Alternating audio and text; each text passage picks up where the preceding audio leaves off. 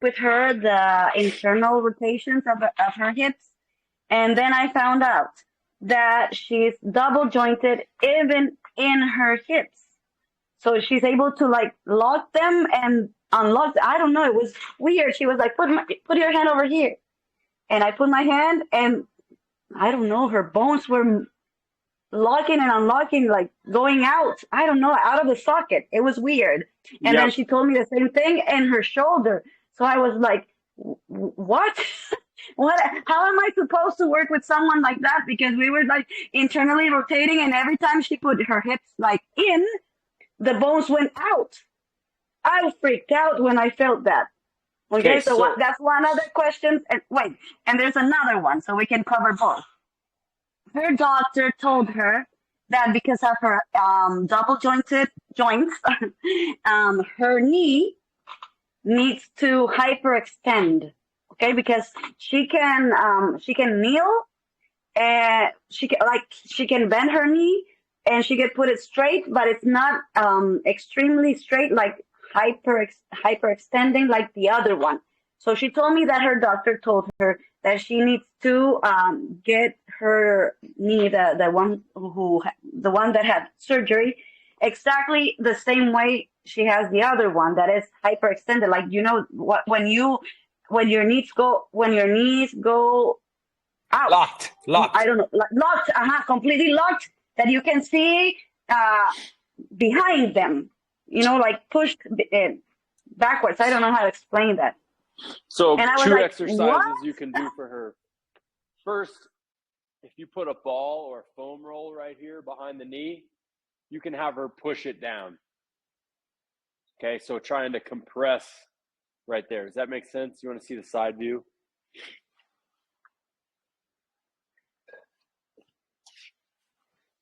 So you put something right here, you'd have her compress into it. And she's going to find that, like, if you put a medicine ball, even if you Or don't like a fully Pilates extend it, ball probably Yes. that Pilates is ball, smaller, okay. that is But smaller. so think of it this way, Jan. The bigger the ball, you're going to get a different muscle group in the hip. Okay. There's a bigger ball and you push down into that bigger ball. Like if you just put your hands here and push down into the hands and try to Uh huh. extend the knee, that can be great for her because she's stabilizing this bone that goes into the hip and then extending the leg, which is the benefit of that supine tracer work when we go here. Okay, so she's going to get more extension out of that knee if she's working things in the ankle and locking in this hip by pushing it into the hand. So front view, I'll show you that. Locking in and extending. Okay, it's going to lengthen these tissues. If she can't get full extension, it's not always a knee problem. These tissues right here, if they've been stretched out because this thing gets, you say the bone leaves or separates, okay, that socket, it can come out of the socket if those tissues aren't tight. And what you're describing is something that's commonly diagnosed. Let me think of the word. Ehlers-Danlos syndrome. Ehlers, let me pull it up. It's a diagnosis I've seen show up a ton. Ehlers-Danlos syndrome. Does she have stretchy skin too? Like she can pull on her skin and it stretches a whole bunch? Something happened to my internet that I logged out, and Does then she I have stretchy skin that she can pull on and let go and it like super elastic? I By haven't chance? noticed, but I can see it. I can check that right there tomorrow. It's not a big deal, not something that we need to find out, but I've seen this in some people. They're hypermobile, they've got stretchy skin, they have the ability to stretch a joint. You're saying the doc wants her to match the same extension on the other knee. That should have already been done before she left therapy. However, not a big deal. We can still work on it together. We just need to know, hey, that's a goal. We need to make progress towards that goal. When you asked the other day about how to communicate with dad about those things, those are the things that you need to be writing down on a sheet of paper and like put it on a clipboard and have it with you when you see her. That way you can start to track what their concerns are and then just bring them up throughout the practice when you're taking them through like the rockers or the prone work. Say, hey, this is going to help this point or this point or this point, something that's already written down. That way you're always But tying it back into whatever the goal is in that moment. But there's a lot of ways to meet this goal. but hyperextending it's okay or no? That was my question. That I was like confused. Like, why? I think there mean, might be something. Here's the reality, Jen, is you're getting secondhand information from a parent of what a doctor said, right? You didn't actually get to talk to the doc. no. And I didn't talk to the parent either. It was her telling me what the doctor said. I would say something's lost in translation. I've had that when I have questions with a client and they're like, oh, the doctor said this. I'm like, hey, send me the report. Let me see it in writing what the doctor needs you to do. I always ask for that information because then you know, hey, here's the doc. And if you really want to know more, you can call and ask to speak with that doc for 5 or 10 minutes about Lucia and let him know, hey, I'm working with her. And I need to find out more information. She said that she wants to hyperextend her knee. I'm not 100% confident that that's the direction I need to go. Can you explain more to me, doc, why you want her to hyperextend the knee? And what you'll probably find is he didn't say hyperextend. He said just extend. And she went hyperextension because she's heard hyperextension as an athlete for her leg. You got to hyperextend the knee because she heard extend. So now she's communicating that with you. That is my hunch about this. Hunch meaning like, that's what I think is happening. So extension, do you want it to match the other side? Yes. What's most important for her to know, Jan, is shapes of that body so she can gain control in those shapes. Otherwise, she's going to be able to hit any of these shapes and positions for a moment, but she's not ever actually going to have the strength in these shapes because she has the mobility to touch these shapes, except on that knee right now that doesn't extend all the way, which is where I say, hey, go after the hip, look at the hamstring, see if you can get a squat to hinge flow in and really, really focus on.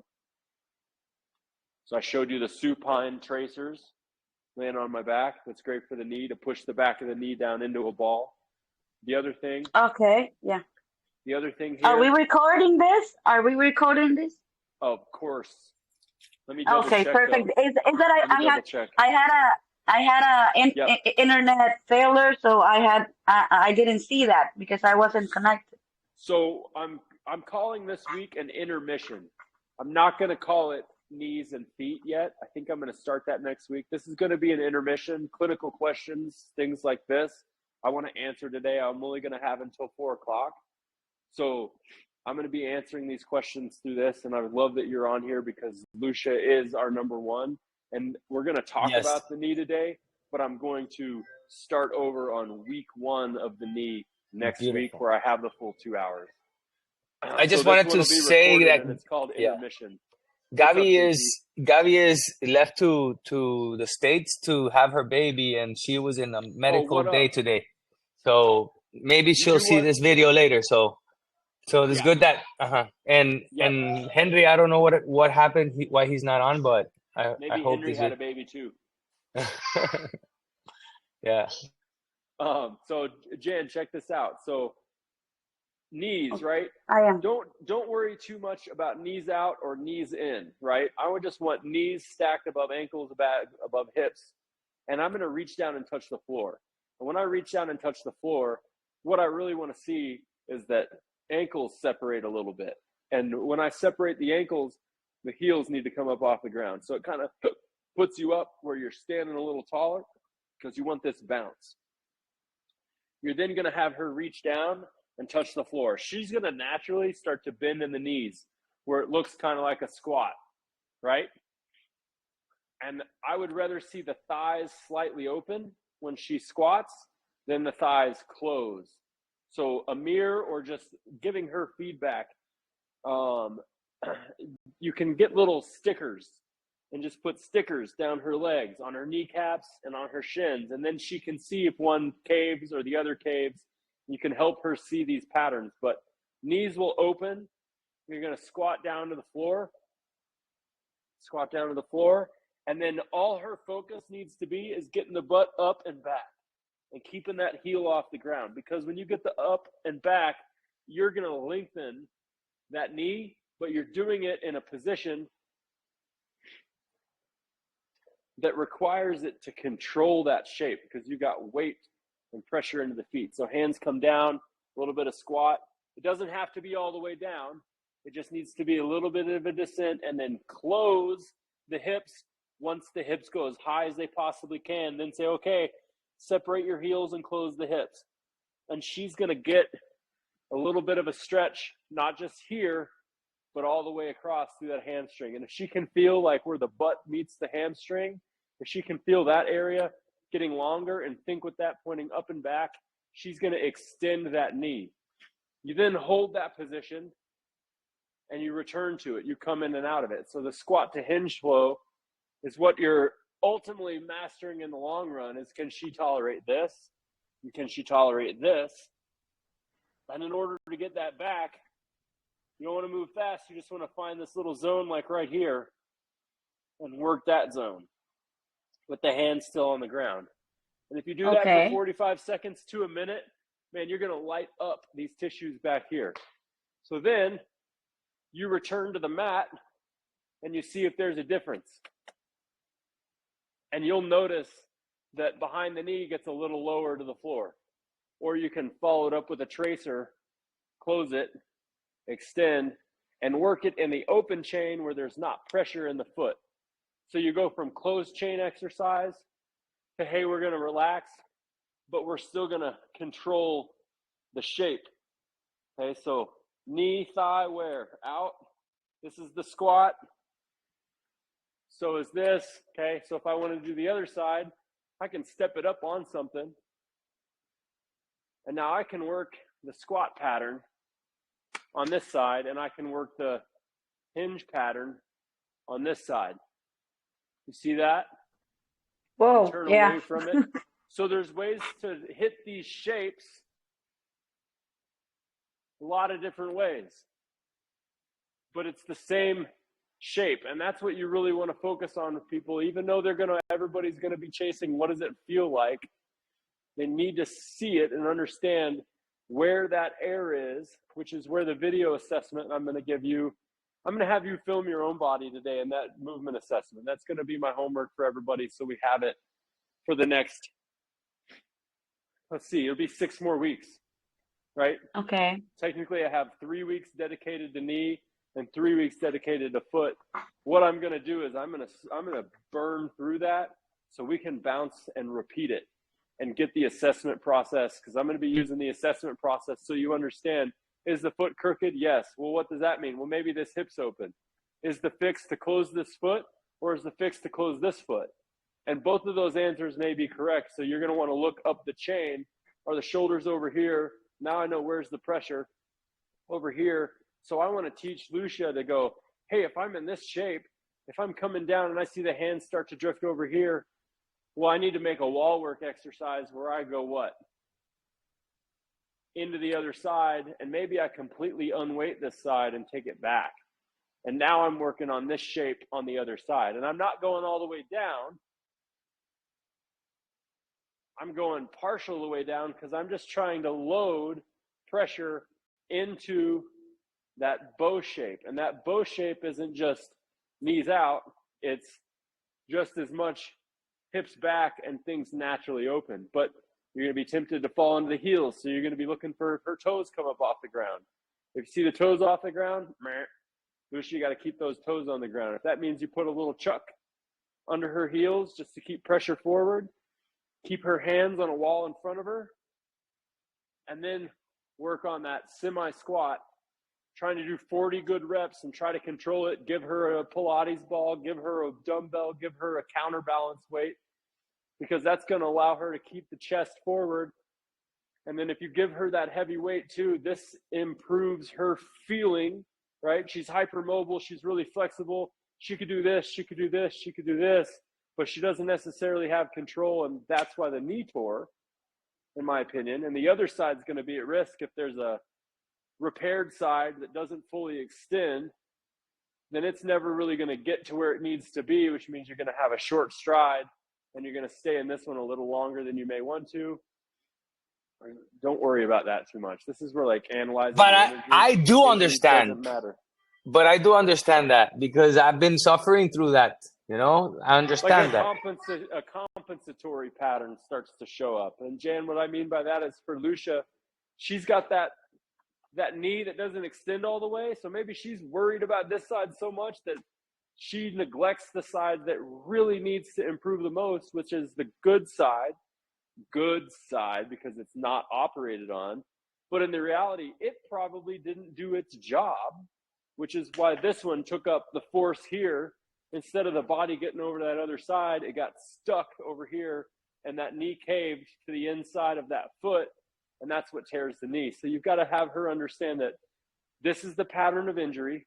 Even if the feet are close together and she's knock-knock knees, how do I get the knock-knock knees? Well, I want them centered, and then I want the hips up. If I can center the knee and bring the hips up, that's going to naturally take her chest forward. And if she feels that, go, Lucia, great job. That's where you need to be. Now I need you to live in that spot with all the exercises we do today. Plate holds with a hinge, working the hip. Why? Because we're pulling pressure up out of the knee into the hip. That's going to help meet the doctor's goal of extend the knee. The other thing that's going to help I've seen her knee, is the shin and tracers. she can extend the knee. I mean, I will make a video tomorrow. I'll take a video and you will see her extension is a normal extension. But if you compare that knee to the other one that didn't get the surgery, the other one is hyperextended and the new one is not. So she wants, So the doctor, what she told me is that they have to be the same. But she can extend. I mean, she can fully extend. I like that. If you see it, you will see a normal extension. But I do have a question. If I remember correctly, you said that she is hyper flexible, so she would be hyper extended in the knee that didn't have surgery. The knee that had surgery now has placement there, so she cannot. Her knees will no longer be the same. She needs to keep her other knee, and correct me if I'm wrong, but she needs to keep her other knee from hyperextending. That's what I thought. That was like my logic, but I was confused. I am confused because of the doctor. Hard place here. Yes. And doctors, you know what we have to do? Yes, master, because you need them to refer to you. And that is the game that we're going to play. Doc, I like where your head's at. We're going to work on it. That's all he needs to hear. He doesn't go to bed tonight worrying about Lucia, I promise. He goes to bed tonight looking to see who he's operating on the next day. When they show back, he's going to say, here's all the things that you need to work on. I'll see you in 6 weeks. He has already removed himself from the circumstance. If my opinion is correct, I don't need a bonus, but I have a feeling that this guy is just saying, hey, look, there's a difference in that one and that one. So your goal needs to be, you've got to get that mobility back. Exactly like that. Back. So Lucia is now stuck in a position. She goes, the doc wants me to do that. So you go, Lucia, we're going to work on it. You're going to see improvements on that, but don't worry about that too much because hyperextending it is not really the focus here. We want to gain control in your what? Hip. And we want to feel this tissue back here lengthen and get stretched out again because the knee is just a simple joint. She's got tension and tightness from the injury and the surgery and likely the repetitive stress before this thing ever tore.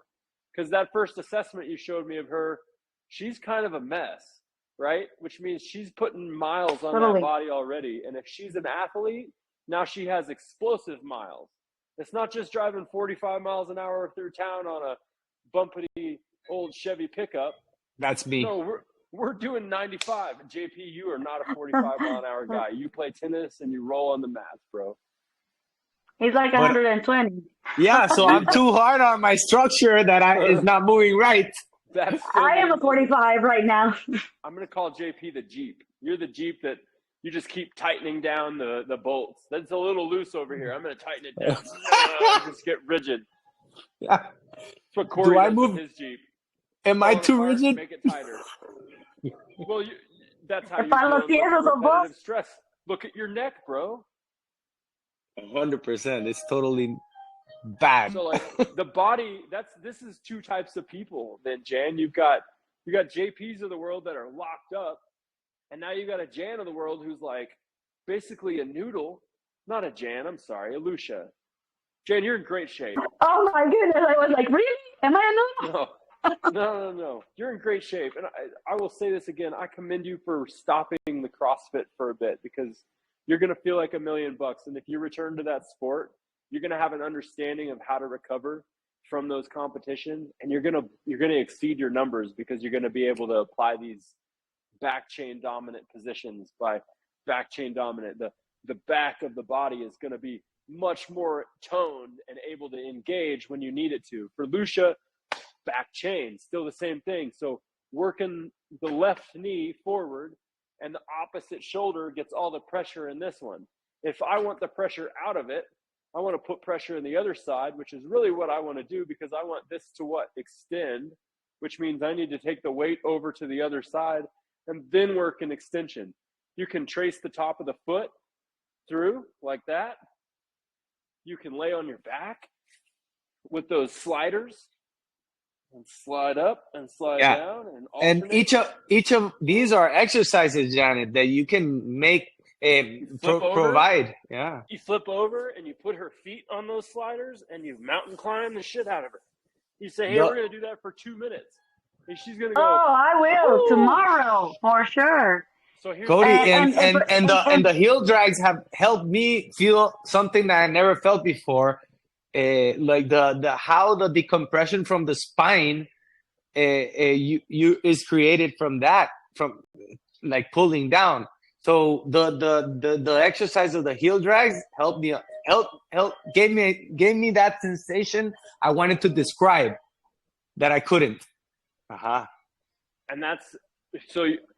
Very seldomly will I cue you all to cue a heel down activity. You're not really bearing weight with the heel. What you're doing is isolating this tissue, actively lengthening it. Every action has an opposite reaction. So if I really crank it down and get tighter with it, what's going to happen when I'm done? Relaxation response. And I'm going to get full extension of the knee. We do need to work on extension of the knee. Because if she gets put in an extension phase and she doesn't have the tolerance in this tissue, she's going to pull a hamstring. So you're getting it back by dragging the heel up to the butt and taking it down. But of course, her back is laying down, because you don't want pressure in the base of the spine here and then loading towards it. You want pressure relieved from the spine all the way flat. So what do we start with? Supine decompression. Boom. Boom, shin tracer, 1, 2, boom, 3, 4, 5, 6, other side, 7, 8, 9, 10, 11, and then heel drives. Both at the same time. Now, check this out, Jan. You can put a yoga block here, tighten the inner thighs on a yoga block, because if you give her a spacer, then we won't get the knees into this knock-knock knee pattern that we see in her assessment. We'll create space there, so a ball or a foam block, still have her squeeze it, still have get the toes together, squeeze that block, hands to the side, back of the head down, just like you do in a supine decompression, but now pull those heels up towards the butt, and here's the kicker. Now lift the butt off the ground and slowly lower it. And you know what you're going to target? Try that right now. Both of y'all. Everybody on the call, try to go through that and tell me where in the body you feel that primarily. I'm going to make a coffee. Hamstrings and my butt, but mostly my hamstrings. Yeah, and my calves. Is that a cramp? Not exactly, but I can feel them. Normally we don't train them directly. So with all these exercises that I've been learning from you, I've been very aware of them. I have a feeling what you're going to feel with her. She's going to feel it in the back of that knee. Yeah, I feel it. I felt it. I felt it there. I felt it in the butt and the hamstrings. Yeah. And last week, I put Lucia in the squat holds, and she could stay there, hold it for more than 2 minutes. But I don't know if we were doing it right. So you need to write that down on a sheet for her. That was her tolerance, whatever that time was. Because if you're tracking things like that, then if a parent or a doc goes, hey, are we getting better? Or if they're like, I don't feel like we're getting better, you can say, hey, look, her tolerance to this is going up. She's getting stronger. And then coach her up to communicate the same thing. Because she's, under 18? She's not quite sure of this world yet. She got a doctor telling 17. Her to hyperextend her knee. She's going to try to hyperextend the knee. You just say, hey, you know what? We're going to improve that, but it's not what we're actually going to purposely try. We're going to go a different direction, and then your extension of your knee will show up. You will have improved control, and it will extend better because the body's in a defensive mode is what you're seeing. It's been operated on. It's been opened, cut up, and then who knows what kind of exercises she's been doing with a PT. Because they just make things up. I make things up, but at least I'm following, I can show you why I'm making it up. They're just following exercises that got written in a book in 1984. And that's how things are done, and that's how things will continue to be done in that world. So you're helping her, Lucia, navigate that world in a way of, hey, you know what? That's all right. We're going to work on that. And you need to show her, hey, you're getting stronger. Because she needs that confidence boost. Otherwise, she gets caught in the, I don't even want to play soccer anymore. There's a lot of work. And you don't want that, right? But that's a very real feeling if she starts to have it. Lucia, I totally understand. You're going through all this work, all this rehab, and there's no guarantee that you're going to come back, and you don't feel as fast as you used to. And now you're worried you're going to tear that knee. Well, we've got to get rid of that kind of behavior too. So if she's thinking, oh, this isn't strong, or this isn't secure, or this doesn't feel right, don't neglect those thoughts, but redirect them. And does that make sense? Yeah, totally. And that's what I've been doing. I've recorded some videos that I can't share because I've told her to wear that's leggings fine. So I can compare. But I've been sharing fine. And I'm showing her, look, now I can see your muscles. Because at the beginning she had no muscles. So that's the kind of thing that you keep on hand now for if that doc ever goes, hey, what did you do? I've never seen somebody actually get their hyperextension back. I tell them all the time they need that, but I've never been able to achieve that because I bet that's the case. I bet he's like, oh yeah, you got to get your hyperextension back. Knowing 3 out of 10 people actually do that. Well, guess what? You can show him, hey, we got this full range back. And what's really most important is you get her ability to land and leave the ground back. She's got to be able to do the toes down, knees up rockers like a champ. Slow and steady. Slow and steady. All the pressure right now is in my hands, tops of the feet, and mainly here. It's not even on the ground. My pressure is going up and away from gravity, which means all of these haunches, like you said, they're going to get bigger. They're going to get more toned. I think it's excellent if you're a female and you're able to work with a female and say, hey, look at that. That comes off a lot different than a male coach. So you're going to be able to hand people back and forth with your staff and your clientele in the gym. And the next time somebody walks in like a Lucia, you're going to go, Henry, give me her. I got this, bro. You can have this guy. He's kind of a dirty old man. Okay. Learn to navigate that.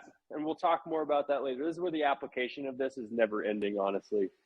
You're going to learn things every day for the rest of your practice. You're going to remember things previously and go, man, I wish I would have done differently for that person. And that's okay to have that thought too. Because if you would have done it differently for them and you're having that awareness now, it means the next person, you're going to be able to help them that much. And that person that came in earlier that you helped, but you may have done something a little differently, you still learn from that person. And they learn from you. You can always call them up and send them a video and say, hey, I was thinking of you. I don't know if we ever did this exercise. You should try it. And they're going to go, wow, you know what? I've been thinking about you too. I'd like to get a couple sessions in. I just haven't, I feel like I'm right on the cusp of being really, really good and I need a little extra help. So short review. What time is it? We got about 15 minutes. The exercises I want you to do a good job with her and the concepts behind them. Open chain exercise means what? Front. Okay, so what I mean by that is that the foot is not in contact with the ground. Open chain, foot up. Open chain work. Oh, okay, okay. Okay? Super challenging, right? Now, you could you have any wrist weights or ankle weights? Strap one on right there. Guess what you're working? The knee with a wrist weight or an ankle weight on there. It's still open chain. Closed chain is that same movement, but in a squat. Okay? And touching the floor. So that's the difference. Open is without touching the floor. Yes. Closed is touching the floor. Okay. Yes. So open chain shoulder exercises is here. Creates stability and control. Right? Closed chain is here. Mainly creates stability. Right? You're putting the weight in there. Now, if I'm right here, look at that. So if I want to work open chain hands, if I've got wrist pain doing a shoulder rocker, I need to get away from that closed chain work and do open chain work and regain control of that joint. Okay, so feet and hands, similar. Feet in,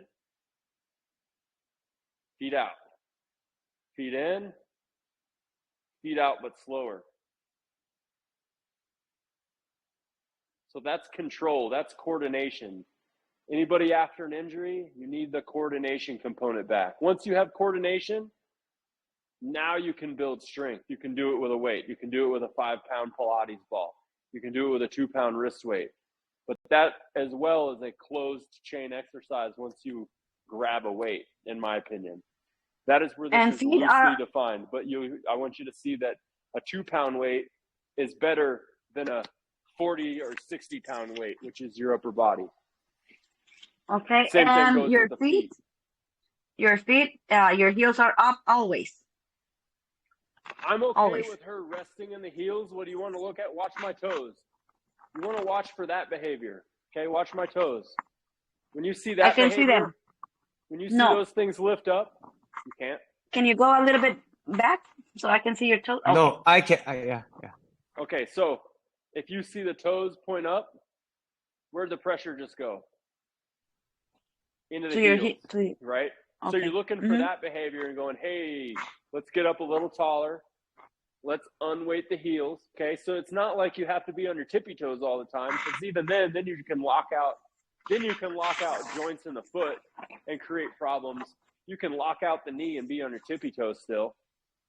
What I want you to do is find that control at the very top and the very bottom, and then find that slot, right? Right is like you start to engage. Boom, there's the moment.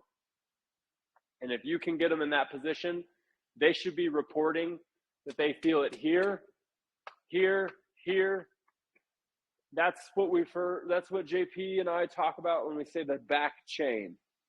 But that can also be lost in translation, because I don't want the quads completely off, because they won't be. They never really are. You can have tissues, though, that relax. Versus if you're like in a wall sit and they feel it in their thighs, you know where their pressure is too far where? Into the knee joint, okay?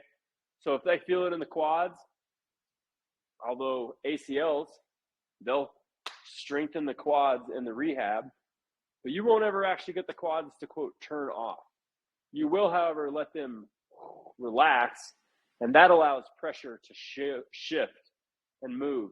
So shifting pressure from one column to the other column and doing it super clean should be something she works towards. Turning this foot and turning this pelvis and letting that front foot pivot, where then she's standing on a straight line. So from this angle, she's going to close this back foot and open this front foot, and then she's on a straight line, like a balance beam. If you can get her in this shape, this is a good shape, okay? And look back here. That's also a good shape. And it's two bows, okay? It's just when that pelvis turns, that's what gives you that heel away. See that back heel? Yeah. It's still like when you're walking. It's still this shape. You're just turned away from it, and the pressure is leaving that column like you're walking, and that's what she needs to get really good at. But a lot of people try to pivot, and that can just torque the knee as well. So you just think about a squat, step through, keep that squat, keep that behavior, and just try 2 bows at first for her, because she corners the hips really well. She lives here. We got to pull her where? Into this position. That's where she lacks strength. She just rests here. So all of your programming needs to have that in mind. Okay, where's the shift? Am I falling into here? Yeah. So what do we got to do? Get taller and then learn to lower the pelvis. Learn to lower the pelvis. You can give her a little seat so she has success and she can feel her butt touch and then come up. Feel her butt touch and then come up. Side view. Feel her butt touch and then come up. Great. Now we're going to go heels up. Same thing. Feel the butt touch and then come up. Feel the butt touch and then come up. And then when she gets to that, she's going to have a range where she fails. But if she's got a seat, then we won't fail into a joint range that damages the cartilage. We're just going to go, oh, okay. Wow, that was a lot. All right, I'm ready for more. Come up nice and slow and come down. Come nice and slow and come down. So that range is what builds. Here's my center of gravity, okay? And here's my base of support, my 2 feet. My center of gravity should always be either on top of or in between my base of support. If it leaves my base of support, that means I'm going to take it this way. If it leaves my base of support, where am I going? I'm going that way. So if you can teach her feel-wise where her center of gravity is, where her base of support is, and if she can load it or lower it, same thing. When I lower it to the ground, I'm loading the structure. When I bring it up off the ground, I'm leaving.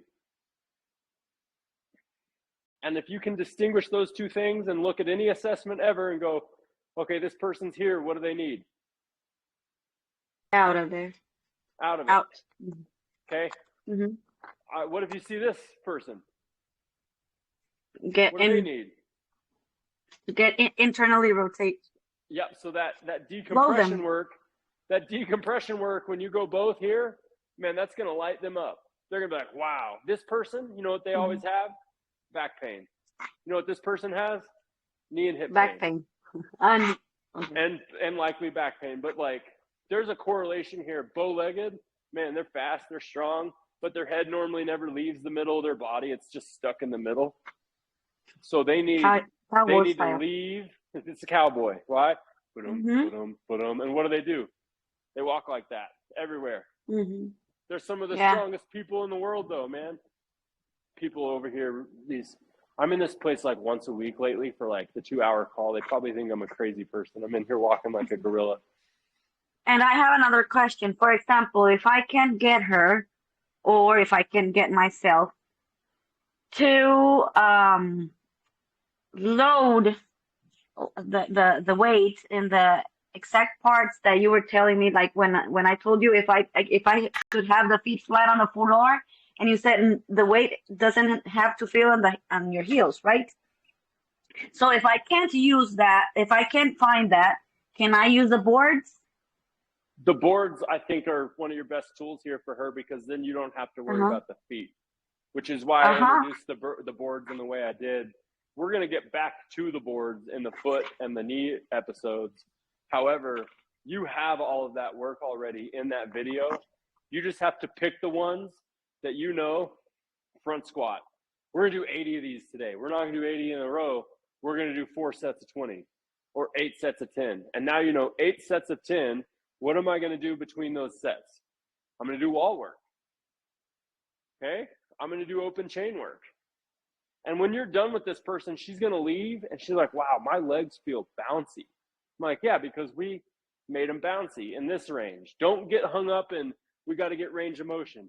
Don't get hung up in, we've got to get range of motion. Range of motion will come when you gain control of the gyroscopes that protect the joint that's at risk. Does that make sense? That's really what I want you to take away for her. Mm-hmm. Knee client, fucking don't worry about the knee. Worry about the hip, worry about foot control, and worry about if that head and that chest are going to where they need to go in the time that they are. And if you see her walking, it's tough. It's tough to do a walking assessment because if you only film 5 steps and they know you're filming, there's something about someone knowing that they're being filmed. They're going to give you a behavior that is such of, oh, I know I'm being filmed. And they make it really hard on you, okay? But if you catch them going to the grocery store, or if you film her leaving a session, that's really like, is she going to turn it off? All right, I'm done. See you, Jan. I'll see you next week. I'm so tired of rehab. Oh, I'm going back to my old pattern. That's when you're going to catch her. And then the next day she shows up, say, hey, I want to talk about you just a little bit. Here's what I saw when you left. I need you about it all the time. I might sneak up on you tomorrow at the grocery store. I know where you live. I've got your address right here on the piece of paper. You better be on your best behavior all day long and watch it. Now you get them in that behavior all day long, every day. That makes it much easier for people like you and I who are trying to help this person.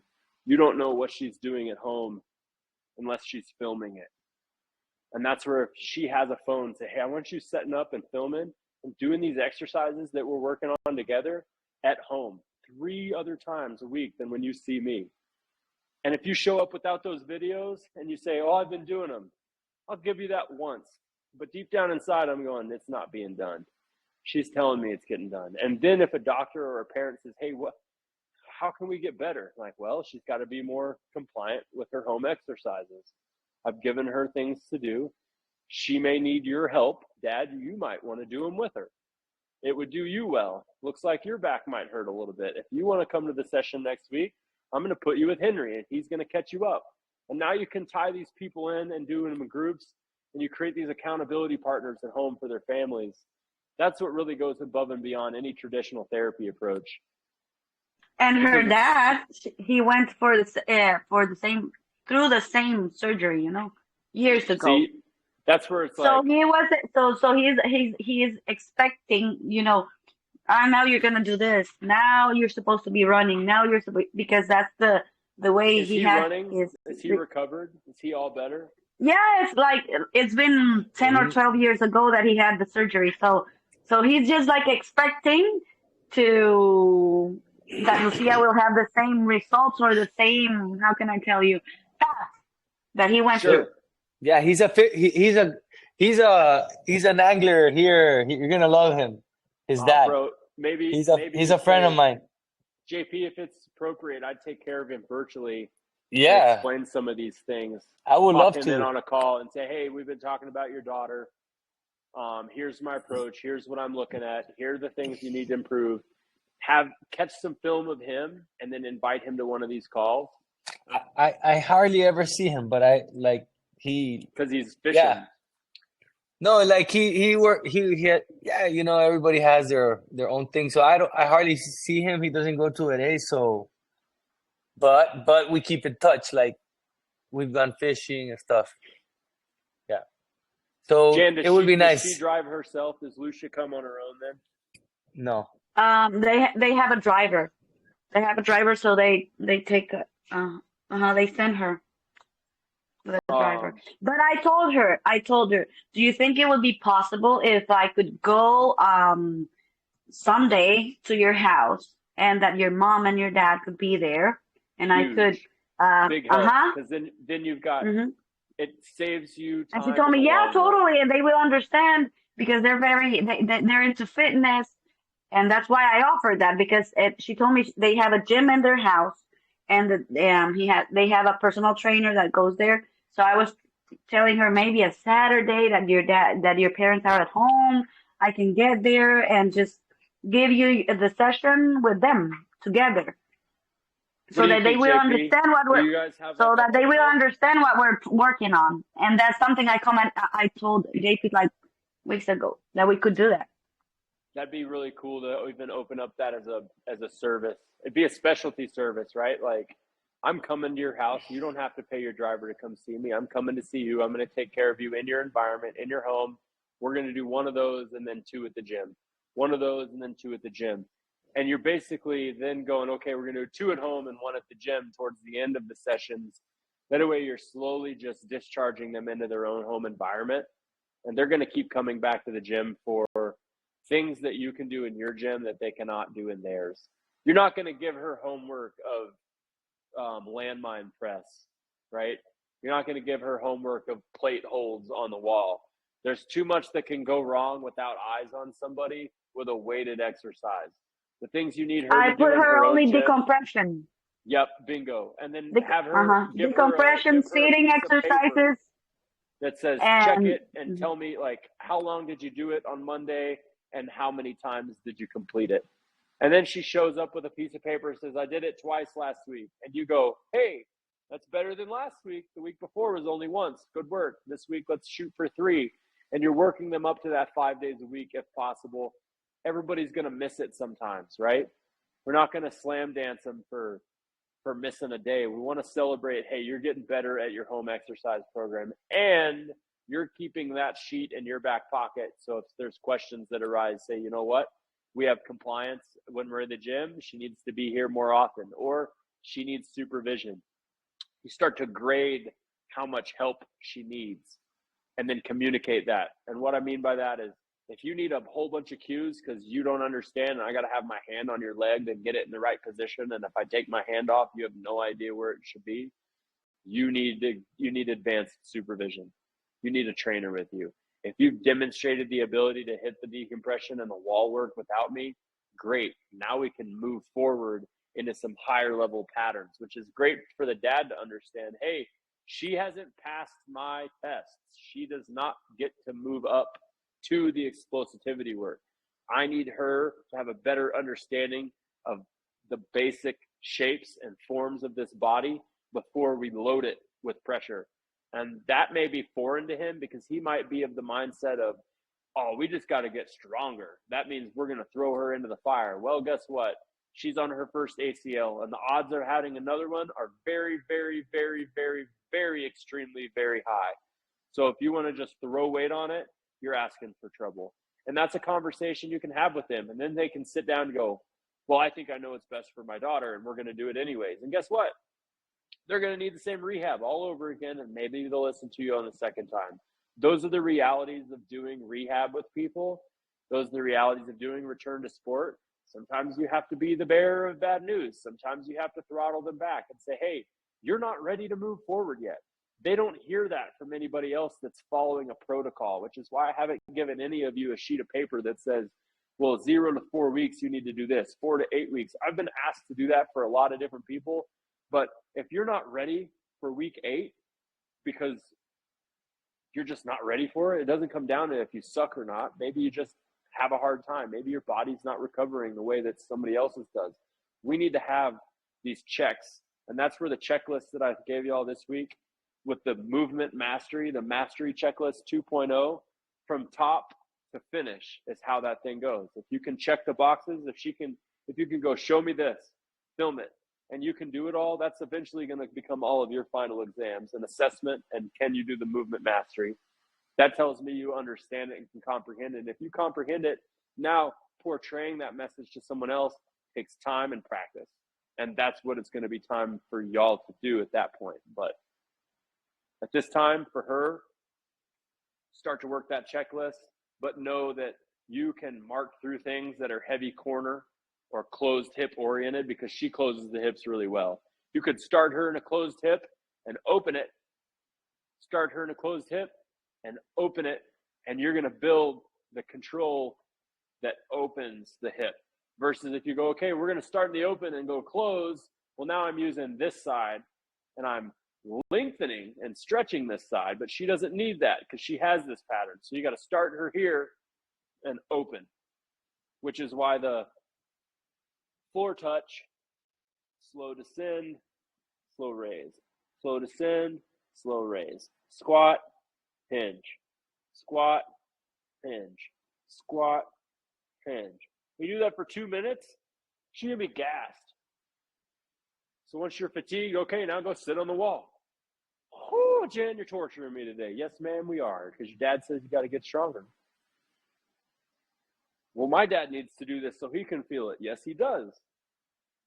We've told him so. It'll improve his ability to do whatever he chooses to do. But she's improving. You're doing a great job. You're using your resources. It's good to hear that you're using your team. As somebody, like, if you got somebody coming through rehab, you're building a rapport with that person. If you feel like they do well with a switch it up with somebody, like see somebody else, maybe a little mix up, and say, hey, you're going to hit those and I'm going to hit these, and we'll just trade her back and forth. Break up the monotony for that person. You may improve performance that way too. There's no straight line in nature, and there's no straight line in rehab. I think that's portrayed that it's a straight line to get better, and it's never a straight line. It's one of these, and sometimes it comes here, and then it might do two at the same time, and it might even do a full loopity-loop. You're like, hey, we're getting better this week, and now we suck. We got better, and now we suck. What's this about? Well, that's life. So we're going to look at it from a 6-week perspective and see that, yeah, I was doing these, but it was a steady up here, and we're actually up here when we started down here. Even if there is a dip, we started here, we're still up here. So you're trying to get that data line to slowly progress until it's time for her to confidently go back and play soccer. And that could be something that she doesn't do this year. If she's not confident on that knee, I would strongly suggest to wait. Work on skills, work on basic training, work on can I set my strong side of the foot and finish a kick? Nothing, not a running into it, just a set It's the ball basketball. up, boom. It's Sorry. basketball. Why do I think that everybody in Central America plays soccer. That's what it is. Most of. So do you guys have a basketball hoop at Erie? No. That big pillar that we talked about putting a mirror on? Could you put a hoop up there? Even if it's a lower hoop. The reason I say this is because if you can integrate play, you can integrate a fun game and sit her butt on the wall and then have her shoot. When she gets up to hit her free throws and she's back, guess what? Boom. She's been working on that through her whole rehab. So you start to think about the skills that are necessary in basketball and tie them into your treatment session. That's nice. That's going to be my closing thought. Questions? Perfect. It was great. Yeah. Cool. I will watch this episode again, so I will get the exercise out. I will see it, and I will let you know, guys, how it went tomorrow. Why don't you just send us a program that you're gonna do tomorrow? Like, why don't we see? Okay, why don't you do this with this tomorrow? Talking to Jan. Yeah. Jan, dude, just pencil it. It can be sloppy. Don't think about presentation. This isn't something that we're going to print up and post all over the gym, but it will become your tip sheet for when, okay, return to sport program, ACL, here you go. This is what I did with Lucia, and this is what works. So we're going to hit this at the bare minimum, and then you're able to hand it out to your future trainers that are working under you. And if we get a team for y'all where you're taking care of a bunch of people, it's like, hey, this is the workout of the day. Where did it start? We wrote it down in class in April of 2024 when I was going through the training. So write down the exercises you do on a piece of paper and keep that trackable log. My trackable log is I do the same thing with everybody for the most part for the beginning. When it comes to a sport skill like swinging a baseball bat, I don't have everything on a piece of paper what I'm actually going to do with that person. It's more like I'm watching and I'm tweaking. You ever worked at a restaurant where like the plate comes out and there's a garnish and the mashed potatoes need to be here and the protein has to be towards the person and you don't want gravy on the side? Like that's kind of what this becomes. You're like, all right, I'm making it look real, real nice. But at the basic level, it's still a piece of meat and some mashed potatoes. It's just not sloppily put on there. It's really, really presented very nice. And that's the final step here. But right now, you're feeding her mashed potatoes and you're feeding her a steak. And she's going to have to eat it. She's going to have to finish her plate before she leaves the gym. And if you approach it that way, then you know you're giving her the volume that's necessary. Don't be afraid to challenge her. Don't be afraid to fatigue her. But if the body is hurting, like true pain, that's something that the body's signaling, hey, something's not right. That's where that film immediately like, hey, Cody, we were doing this today and this happened. But I would like to know like everything that led up to that point too. And if you've got it on a piece of paper, I can say, hey, I see there's a gap here. If you went from this exercise to this exercise, you might have missed some of these tissues. Let me show you a little tweak or a little warm up we can create and put in there and just improve and optimize whatever your approach is going to be. Because I don't want to dictate you guys' approach. I want each coach that comes through this to have an understanding of the behaviors of the body, the shapes of the body, and the application part should be fun for everybody. And you can mix it up. But integrate play, integrate heavy work, that speeds up the habit development. Those are your two like aces in your pocket. Once you get the shapes down, okay, can I make it playful? Can I make it a dribbling drill? Okay, squat, can I make it a dribbling drill? Can I step through? Can I cross over? Can I hold that bow or will I collapse? Okay, and then cross over. Because if you cross here and you collapse and then you step back into it, guess what? Boom, you're going to injure that ankle or that knee on that back side. But if you keep it here, cross over and then cross back, man, now you're already in that back foot and you can just immediately leave. So you're working those skills of a basketball game into your treatment session. Have fun with it. Make it meaningful to her because she's more likely to do it better anyway. She's like, oh, okay, I understand how this works for basketball. That feels really good. Even if you just give her the ball, shift in weight from triple threat, triple threat. Both knees in the chest point more towards the ball. Boom, boom, boom. Okay, put on your sneakers. Can you do the same thing? Okay, can you jab step and cut? Can you jab step and cut? Can you jab step and cut? Chest, cut. Okay, now you're going to jab step, and pump fake, and step back and shoot. And you're going to notice that all these behaviors, boom, basketball oriented, but all the pressure is in the powerhouse and never drops into the knee, which is where she gets into trouble. She drops into the knee. She got to keep pressure in the powerhouse. Don't dump into the knee. Yes? Okay. I love this last part. This was gold for me. Yeah, dude, basketball, tennis, it's anything. Like, yeah, tie it's anything. into the sport. It's the fundamentals. That's what return to sport is, Jan. She's done with her rehab. She's over it in her mind, probably. She's like, I've been doing exercises for 18 weeks.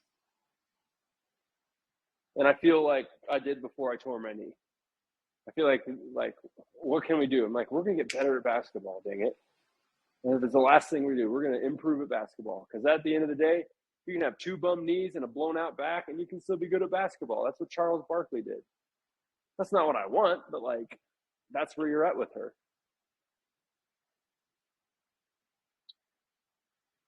Questions?